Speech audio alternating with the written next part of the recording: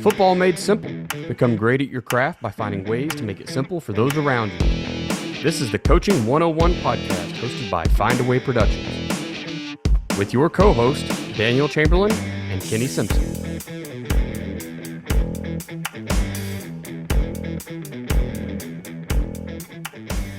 What's up, coaches? This is the Coaching 101 podcast. I am Daniel Chamberlain here with Kenny Simpson. Today we are joined by Bixby Junior High, JV, freshman. Freshman coach. Freshman varsity, yeah. Freshman offensive coordinator.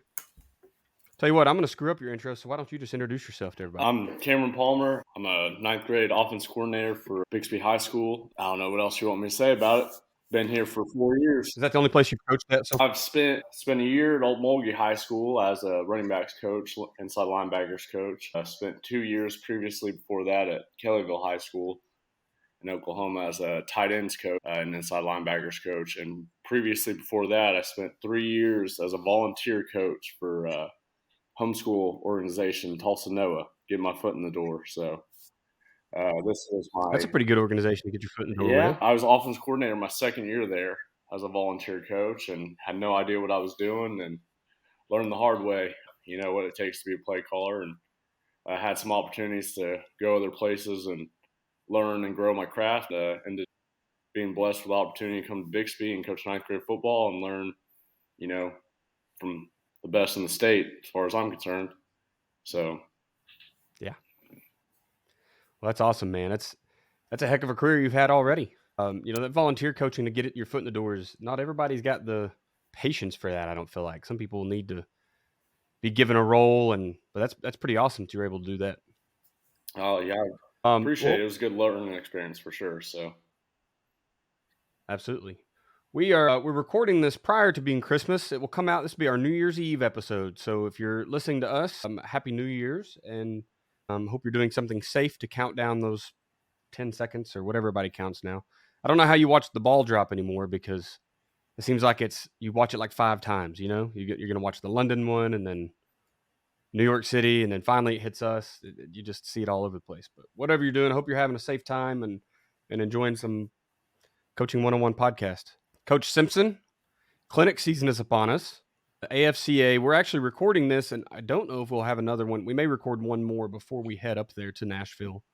I'm pretty excited about getting up there. Have you built the list yet? Who all we have to talk to? I'm working on it. We've got a couple guys that have reached out to me, PJ Gibbs and Chris Haddad. I think we're going to get them on, and I'm sure there'll be other coaches there. And AFCA is, I don't know how much clinic work goes on, but a whole lot of connecting coaches goes on. So excited about that, and excited about Coach this morning, having him on here. And I think sometimes it's overlooked the importance of ninth grade football, junior high football, and how that needs to develop. So I think it's going to be a good episode and really good way to kind of finish out this year. And, I've been up all morning. We're filming the Head Coach Academy. So by the time this comes out in about 2 weeks, guys, we'll be dropping Head Coach Academy. I'm really excited about that. We've been bringing on some really good coaches and talking about all the things that head coaches get to do that are fun, and unfortunately that they get to do that are not fun. So that'll be coming out soon. Look forward here in January. If you want to be a head coach, like Coach we have on now, who I'm sure is working his way up, or Daniel, I know you're working your way up, probably a really good course to go through. If you're already an old head coach like me, it's a lot of good reminders of things we can do better. Coach, if you will, just tell us some simple ways or some ways to simplify football for our staff and our players, and then we'll move on.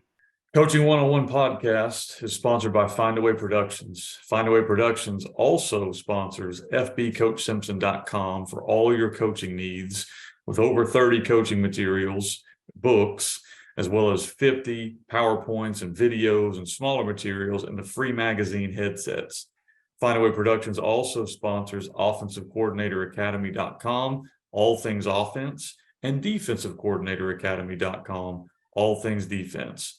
This episode is brought to you by Athletic Speed and Movement. At athleticspeedmovement.com, we've taken Del Basquet's 45 years of speed and movement training and put it all in one place just for you. You can get the same training that NFL players have been getting for years, collegiate players have been getting for years, and now high schools across the nation are paying thousands of dollars to bring Dell in to install his system, but we've got it online for you.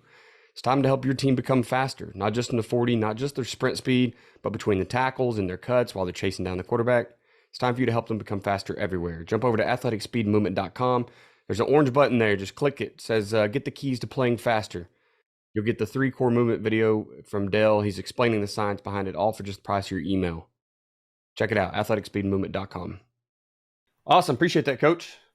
All right. So question here, and Coach Palmer, we'll start with you today. What parts of your scheme do you want to pass down to your junior high, your middle school, your youth teams in your area? I know you coming from that side. How much do you feel like you're given of that offense? Well, Coach Snyder, he's awesome to work with and, work under and learn under.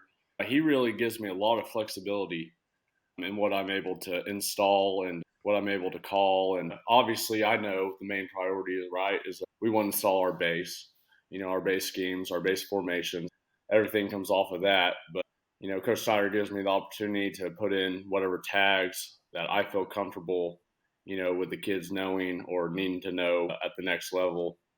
And I'm even able to put my own tags or my own, spins. We work hard as a ninth grade staff to scout our opponents, and we really want to treat like a varsity game, every game they're in. So we're going to scout whoever we play against, and we're going to try to put our kids in the best position to win. And I'm fortunate to work with a bunch of ninth grade coaches that work really hard and are really knowledgeable, and so we're able to put a pretty good offense together, able to do a lot at the ninth grade level, and our kids do a really good job of understanding, succeeding. We've been successful over the last few years doing that. So, and I know that, like, even though y'all are pretty, I mean, you're up with the biggest in the state now, right? You're one of the, 16 teams in 6A1 in Oklahoma now, and but you're on both staffs, really, right? You do help with varsity, even though you're the freshman yes, OC. sir. So the way it's set up for us, and it's very awesome at Bixby. Coach Montgomery does a really good job of allowing us all to have a piece of the pie, and we're fortunate enough to be in the same building. We share the same coach's office. We all share the same locker rooms, which is awesome because I get to sit there on the weekends and, listen to all those awesome, coaches, varsity coaches talk and learn from them on how they scout and how they do things. And, like I was saying, it's awesome because, we all get assignments, we all get jobs. I'm up in the booth. We have some other coaches on the staff, with headsets on, getting to watch, whatever position they coach and help out. So we all have weekend assignments, different things we do for varsity guys. But yeah, that's awesome. So we're, where I'm at, we're more separated than that. We kind of, the freshmen, we have the scheme. We're just not up there game planning with them, right? It's not a requirement, or at least it wasn't this year. We'll see moving forward what that looks like. I just think it's really neat because you're in the building, so you can hear everything they're installing. So when we ask that question, like, how much do you hand down? Well, for you, it's everything, right? Because you're seeing every wrinkle they're putting in on Friday. And I know we've talked before, and you even said that some of your wrinkles work their way back up. So I think that's really neat. Coach Snyder, I had a few times that he's asked us some questions in the ninth grade, and we've been able to, share some ideas as a whole staff. And, we've seen some of our ideas at the ninth grade level that we've put in as a staff, work its way up to varsity, and they've done it and kind of back and forth. And it's been pretty cool this year to collaborate like that, which has been a little different than years past, but it's been a cool thing to see. So, absolutely.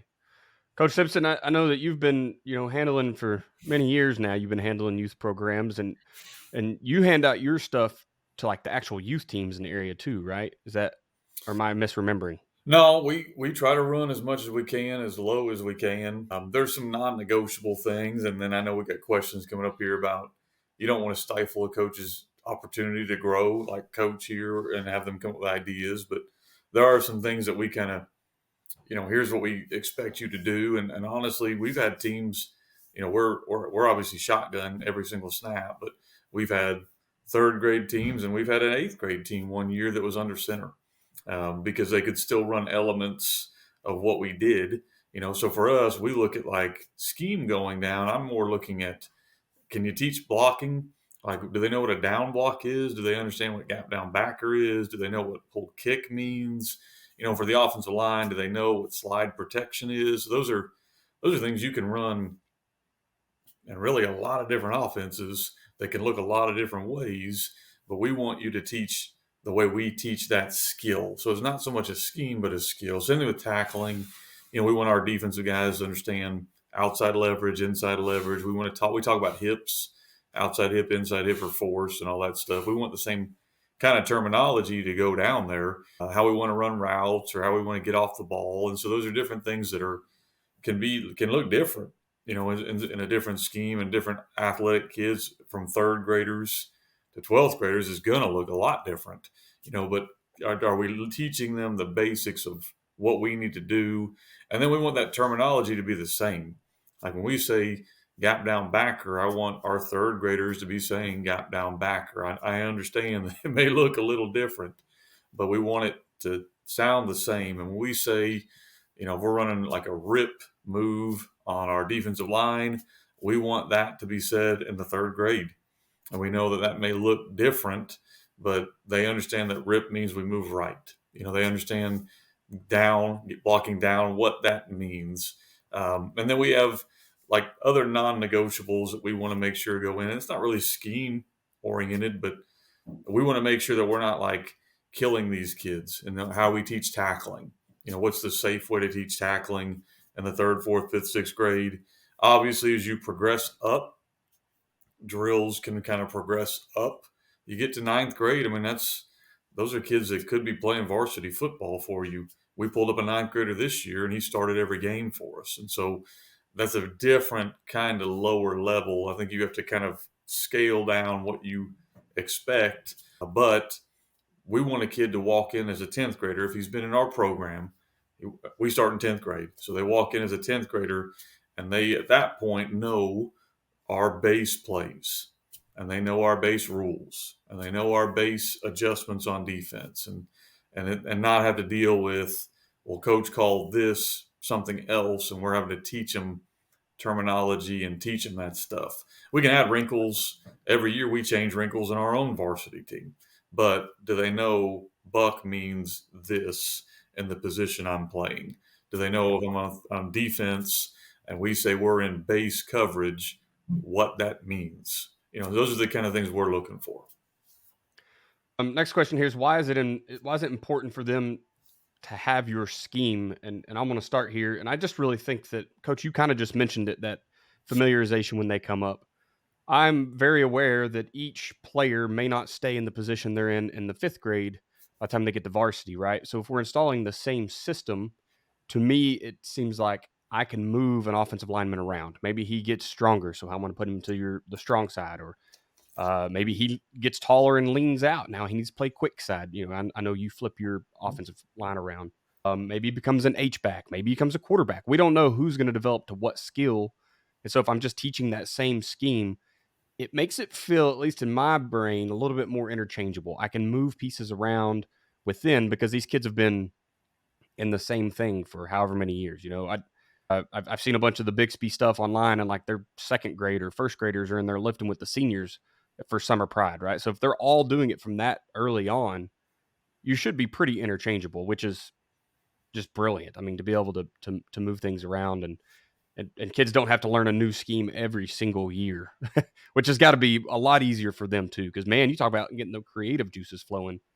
Now the base has been installed for 5 years. We can obviously go over it because we have to, but then now we can kind of get wild with things and start adding to, which is the window dressing and everything that you guys are all famous for.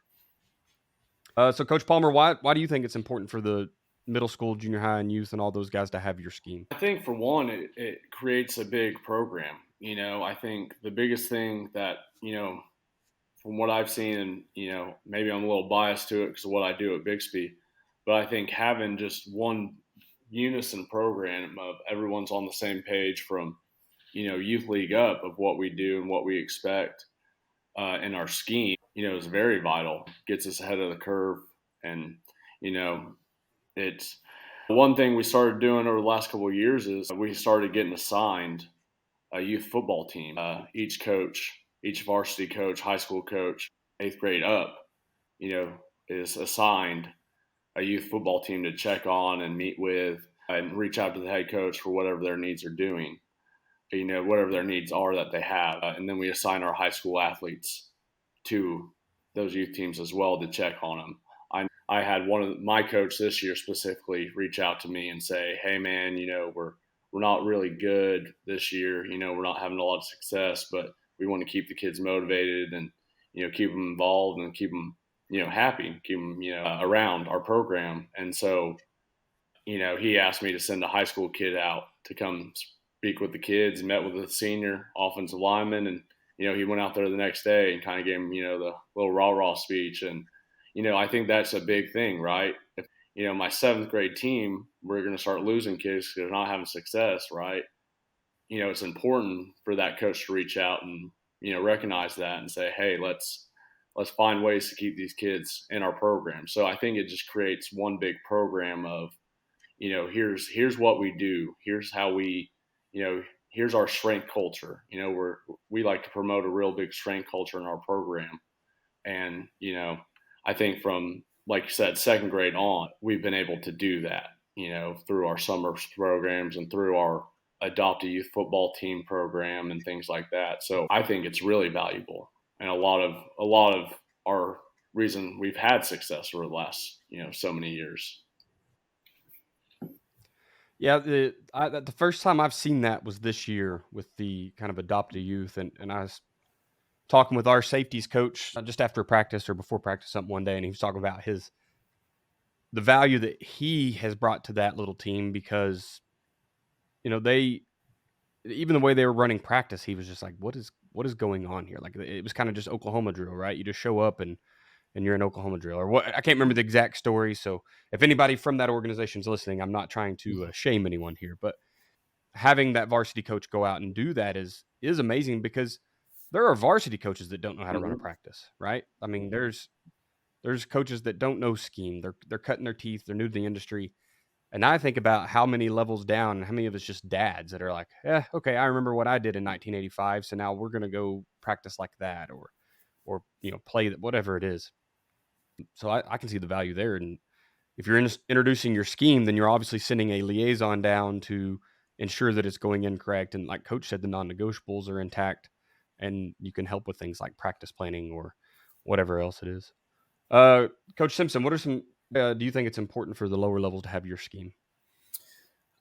And I may be a little off here, but I don't think they have to be exactly perfect in your scheme. I think they've got to have certain terminology they run, but I've seen multiple youth teams where they can't get a shotgun snap, and so they lose every game, and you get all kinds of issues. And so we've allowed some adjustments to be made. I think you got to be logical when you're doing this. But as I mentioned in the first question, there are certain things we want to be done. I'm going to look at it more from the older coach's perspective, because a lot of times when you assign a coach, or, I think coach use a better term than assign, but assign a coach, go be with a youth team as a young coach, they don't really appreciate that all the time. What they don't realize is a lot of times that's a good opportunity for them to develop, because not only are you trying to develop your younger players to become good varsity players, you're also trying to develop your younger coach to become good varsity coaches and eventually good head coaches. My goal as a coach is to have a coaching tree. Guys that have coached underneath me and they've gone somewhere else and they've been successful. And so allowing them to go be part of a youth team or to go be part of the scheme that we're installing allows them to grow, and it gives them kind of a good opportunity. And I think a lot of times it's also easier for us to move coaches around. So if we're all speaking the same language, offense or defense or whatever it might be, and we have an opening as a ninth grade defensive coordinator, I can take my varsity linebacker coach, move him over there, and it's an easy move. Like, it's an easy transition. Or coach is sick. Coach here's a ninth grade coach. He's coaching the offense for the ninth grade. I ought to be able to plug and play him to be a coach of a position on the varsity staff if I need it. Let's say a coach has a family emergency and we got to make that move. I shouldn't have to catch coach up with all our terminology and our drills and all that. It should be a plug and play. So it's not only good for the players, like you guys have both hit on, which it is, it's also really good for coaches. And if you're in this business long enough, if you have a really good young coach, like Coach is on here, they move. Like their aspiration is to grow. So either they move up in your ranks or they move on to another opportunity, and now you have to have the next guy ready. So by having the same terminology and the same scheme, I could pull a seventh grade coach up to ninth grade, a ninth grade up to varsity, and now we're kind of ready for that transition time when it comes. Coach, I had not considered like how good it would be to have a coordinator that has called the exact offense at a lower level. And then because any program that's successful, I feel like you're going to lose coaches, right? Those coordinators are going to go on to be head coaches. Your assistants are going to move off to be coordinators elsewhere if your spot doesn't open up quick enough. And so if you are having that turnover and your people are pushing out of your program, it would be nice to call someone up who's can be a coordinator, like Coach Palmer here, right? If Coach Snyder ever decided, hey, time to go, I got to go be a head coach somewhere, probably like Alabama or something when Nick Saban retires. But and then Coach Palmer could really just, it is kind of plug him in, and he should be able to just operate because he's been in that same system for so long. We'll jump into the last question here. How can we keep from crippling the creativeness of our staff when they are those young coaches or those youth coaches? I should say they have to be young, but how do we prevent from kind of putting them in a box and not letting them have any fun? I think, and I can only speak because I'm on the other side of it. I think one thing that I love about, how Coach Snyder and Coach Montgomery and the varsity offensive staff allows it is, they promote my ideas. They want our our ninth grade ideas and our ninth grade offensive staff to be creative. Coach Snyder just our ninth grade staff just got a tweet out that Coach Snyder put out on his Prep Ropes account of one of the cool creative plays that we got to put in this year and run as came up with on our own. And like I said, he's asked us questions as far as how we run things or we rule things up or we communicate whatever wrinkle we added, and he's taken and they've ran it at the varsity level in different times. And so I think for us is he not only enables us to do that, but he wants us to do that. He encourages us to be creative in what we do and how we plan and do different things. And really he's only there for suggestions or to give not constructive criticism. I shouldn't even say constructive criticism. He's really just there for help. He doesn't really ever really say much to us other than, hey, I saw this and maybe this is a better way to call this or do this. But for the most part, he's just there encouraging us. And so for us, I know that's allowed us to become better coaches and be able to grow and learn and, figure out what works for, and within our scheme and with what we can do in it. And so for us, I think it's just being there to encourage us and help us has been a huge thing for us in what we do. Yeah. I think a lot of times you look at it from two ends. So from your end, it's your chance to grow, and I think that's what it should be. And so a lot of times it's just about communication with a coach. Like, what are these things that I want them all to know? So, like, if you were coaching our ninth grade team, I'd say these are the plays they have that I want y'all to run. I'm not telling you got to run them in a game every play. It may not be the best play for y'all, but I want them to have this installed so that I know when they come up to me, we can do this. And teams change every year. Some years our best play is buck sweep, and we're not really good at inside run just because of personnel. So you have to understand that, like a junior high team or a seventh grade team or however low you want to go down there, they're going to have different personnel. So they're going to highlight different portions of the playbook. So for us, a lot of times it's that communication of, here's the plays I expect to be installed. I'm not going to say when I go watch a game, you better just be dominating on these plays because your personnel might be, you got a great quarterback and he can throw it. We're probably going to do that when he gets to varsity anyway.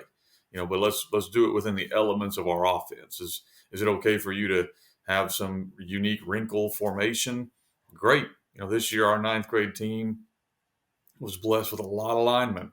So I came out once and coach has 6 linemen, a tight end, and a wing. We don't even have that on our varsity staff, but that fit his personnel. They're still running our base plays, and it really worked for our kids. Our kids really got behind it. It was a good thing for them. Was it exactly something we did on Friday nights? Nope. We didn't even have that in because we didn't have 6 linemen to use. And then there's been times I've gone out and our junior high team looks like an air raid team. And of course, if you know me, that's not me. But are the kids being taught how to run buck sweep and how to be taught how to run waggle, and they taught our formations and our personnel packages?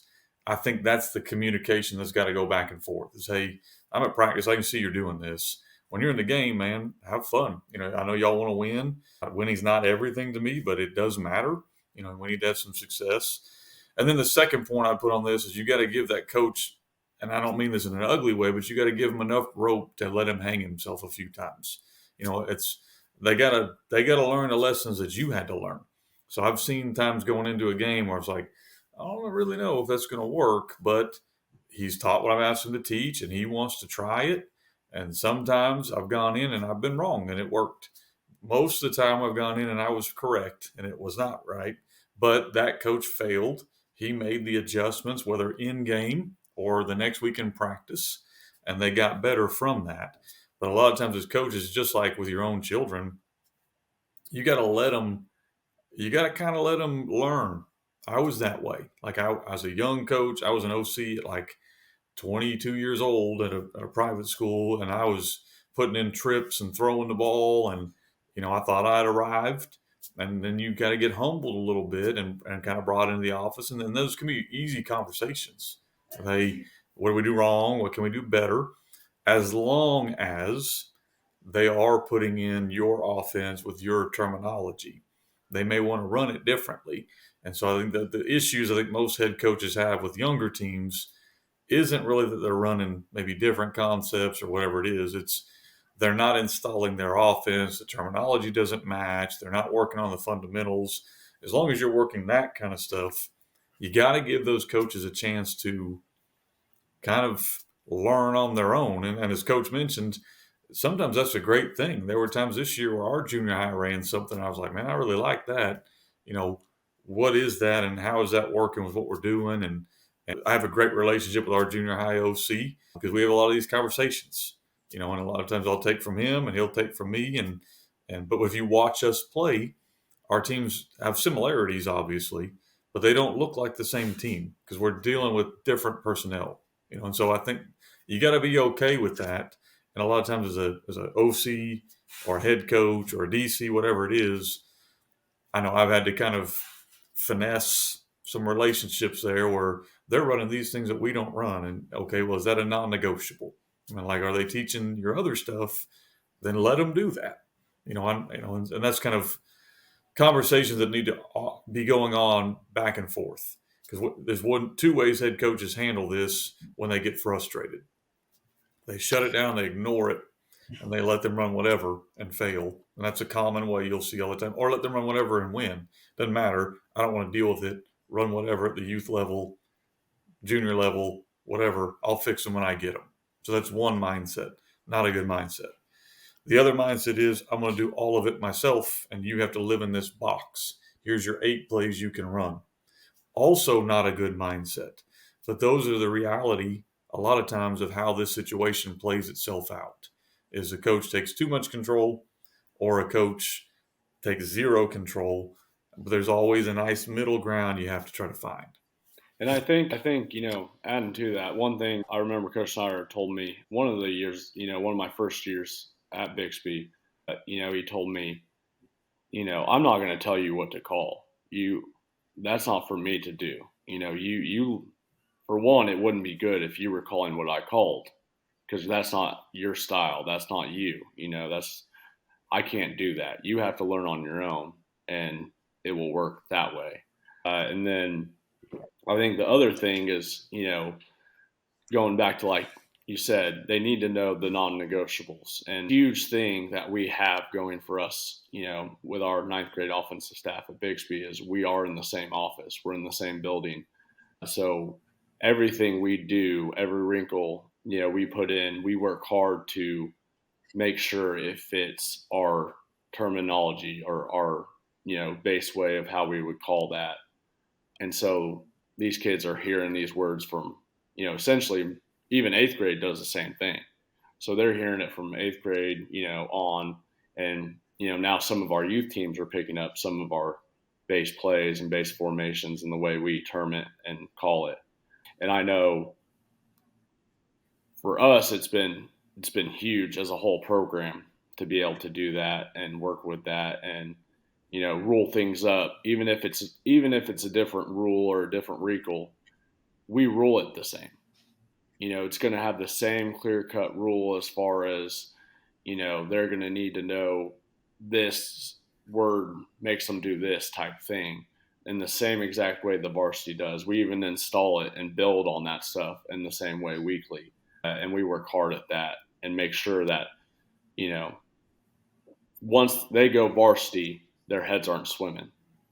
They need to know that base play and, you know, and how we word it, how we run it, whatever it is. And so I know that our offensive staff, I can attest, they work really, really hard at that, every single one of them. And I'm just lucky to be able to, be a part of that process and kind of, guide that where I'm at, at my level. So it's a real cool place to be a part of, to be honest with you. It's a special place, man.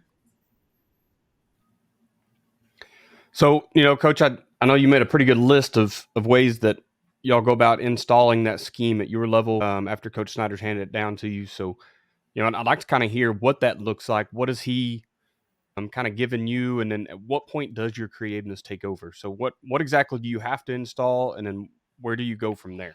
We have our, like I said, we have our base runs. We use one words. We utilized, the same past concepts as varsity, and everything we do at the end of the day and how we call it goes back to that. If we use an auto shift formation, we still use the same terminology. We'll tell our kids, hey, this week we're going to run this formation, stacker. And then when we shift out of that, we're going to get into this varsity formation, this our base formation. We're going to get into this with this tag to that formation. So it saves us by calling it one word stacker and gets us into a formation with our base tags the varsity uses and our terminology, without having to be real wordy. And so everything at the end of the day goes back to how our program schemes and calls it and terminology wise. So we make sure, from day one, first thing we do is we're going through our base formations. We're going through our base plays. What are they? How do we call it? And we're teaching those up. And as soon as we feel comfortable that they know that, now we're going to start adding some tags, some motions, some shifts, different things. We found this year specifically, because we dove into it a little bit earlier than we have in years past doing it, that the kids were able to know our base stuff and more efficiently while we were installing it. That was something I had in the back of my head that, I was a little worried about jumping into it. Side story here, but I remember being in game, we always run our base stuff. Even if we're going to scout a team, we're going to throw in that base one word at some point during the practice week. And we were playing a game this year and we need to put the team out, and it was, middle of the year, and we maybe haven't ran the base play since the third week of August. And we were just wanting to tempo and go fast. And we knew we just needed one more touchdown to put that nail in the coffin against the ninth grade team we were playing. So we were just, okay, let's run our one word. We're just going to line up fast. We're just calling the one word, get in the formation, snap the ball, let's go. And our kids were running the one words better than we normally run them with any other year previously. And we hadn't practiced just the base one word, in weeks. Right. So for me, that was kind of an eye opener of, wow, this good stuff. They've been able to figure out, the tag, the shift, and everything, that now that we're just running the normal play and the normal one word, the base play, they're running it efficiently and it looks good. It's good stuff for us. So we make sure we communicate clear rules for every wrinkle we add, just like our varsity does. I kind of spoke on that a little bit. We want to prepare them as much like the varsity offense as we can throughout the year. And then that kind of allows us to put our own spin on it. We had two really good ninth grade running backs this year. And so, our varsity doesn't really run a lot of two back stuff most of the time. So for us, it was, how do we roll this up and simplify this to get them both on the field? And so that was one of the specific ways we did this year, was we put in a tag to our one word that put the other running back on the field. And we just told him his rule was, you take the responsibility of the inside receiver in the one word from the backfield. And that was an easy way for us to do that. So if he typically runs a 5-yard out, he's going to run a 5-yard out from the backfield. If he's supposed to run jet motion, he's just going to run a post snap, wide zone type path, and we could hand it to him or fake it to him and do kind of some misdirection stuff with those guys that are really good. So that's one specific example this year. We were able to do that. And then Coach Snyder, that was one he had took from me. Hey, how'd you rule that up? He was texting me that week, and then we were running it that week at the Friday night game. So that was pretty cool for us and our ninth grade staff. And so, like I said, everything we do, we want to put it back to how the varsity terms it or schemes it, or things like that. And we want to prepare them at practice. We have the same practice script as the varsity. We put them in the same situations type thing, and we want to scout exactly like the varsity. Coach Snyder's and the varsity staff, offense staff's famous for their strike them out. We use the strike them out at our level for practice organization and different things like that to use to, scout our opponents. So I think these kids are starting, and, my first year getting to call the offense, having that opportunity to work with the ninth grade offense, they were seniors this year. So it's kind of cool to see it come full circle now and see kind of, okay, these kids, now look what they can do since we've been able to do this and make this happen with our staff. So I think the biggest thing, like I said, is we've created one big program. And that's real important to us. I know our mission statement at Bixby is we want to be respected as the best program in Oklahoma developing student athletes. And so for us in ninth grade, we take that and we put it to heart. We really want to bring that same experience for them. And so we've started doing a lot of different things to promote our athletes on social media and, different things like that. Give them Player of the Week t-shirts, Goon of the Week for our best receiver blocking. That's something we started doing this year. We had a 0 practice jersey and a 0 away jersey. So if we felt like he was the best blocker that week of practice and in the game, then he was going to get to wear that jersey. And the kids love that. So for us, we want to do, we want to take pride in that as well. We want to develop student athletes as best we can at every level. And it just creates one big program to me. Kind of going back to why it's important to pass that scheme down, and we hit on a little bit, but I can still remember my first year coaching, we didn't pass anything down to the youth, right? Like we never, that I know of, we didn't talk to the youth teams in that area. And it seemed like that's kind of become a trend where I'm at, is like those, unless you're a 6A school, like the youth teams don't come talk to you. And I don't know if it's because of lack of visibility. I don't know. I don't know exactly why. It's something I'd want to dive into, but man, I can definitely see where that would be useful to educate those coaches. You're talking about making better players for the future, but what about coaches, right? Man, you could enrich a whole bunch of coaches' careers very quickly just by working through youth programs and get better coaches to come in and move into your staff because, hey, I see what y'all are doing for other coaches there. I'm not naive enough to think that every coach is worried about all the youth coaches but underneath them, unfortunately, right? But I'd love to say that every coach out there has had everyone else's interest at heart, but sometimes I know that doesn't happen. Yeah, man, I really respect what you guys are doing over there. That's pretty neat. It's been nice. I'm seeing it. Obviously, I was up at Owasso this year, and same thing there. Just a lot of true development of that youth team. Bringing them in on Fridays, they always get to run a play before the game, and just all sorts of fun things that keeps that youth teams engaged with the varsity level. So that's pretty awesome. Well, guys, y'all have anything else before we start closing it out here? No, I appreciate you having us on and having the opportunity to promote the program a little bit. So Yeah, man, it's doing a lot of self promotion. I assure you, people know that name from by now. Coach, before we jump out, Coach Simpson, why don't you go ahead and give us our what not to do as a coach for this week?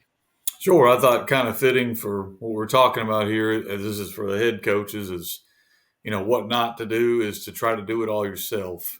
I think what ends up happening, I mentioned it on the last question, was if you try to do everything yourself from kindergarten to 12th grade, you either micromanage so much that you choke out young minds that want to get better and help you, or you have to almost completely ignore large portions, especially at the youth levels, of practice and games and all that kind of stuff, because physically it's impossible for you to be the head coach for every single program. So you got to figure out a way to bring coaches along and to develop them. But if you're trying to do everything on your own and it's got to be exactly this way, that's why I think your list of non-negotiables doesn't need to be more than about 3 things.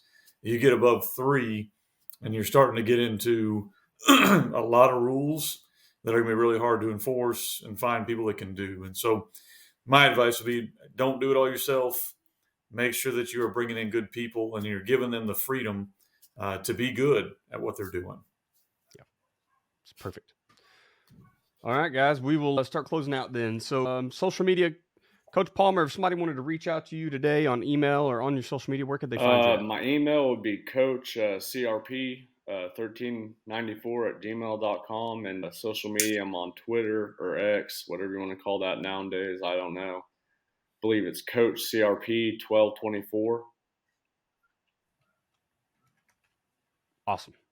I'm on Twitter X at Coach Chambo OK. You can also find me on Instagram. Email me if you'd like at chamberlainfootballconsulting@gmail.com. Coach Simpson, where can we find you, sir? All things FB Coach Simpson. So fbcoachsimpson.com is my website, at FB Coach Simpson on Twitter, or FB Coach Simpson at Gmail for an email. Perfect. Podcast is at Coaching 101 Pod on the Twitter/X machine. I want to thank you for being a listener to the Coaching 101 podcast. We hope you'll join us next week as we continue to make the complex more simple. Please consider subscribing to the show so you'll always know when the episodes come out. We'll leave you with this. It's hard to beat someone who never gives up. No matter the situation, find a way.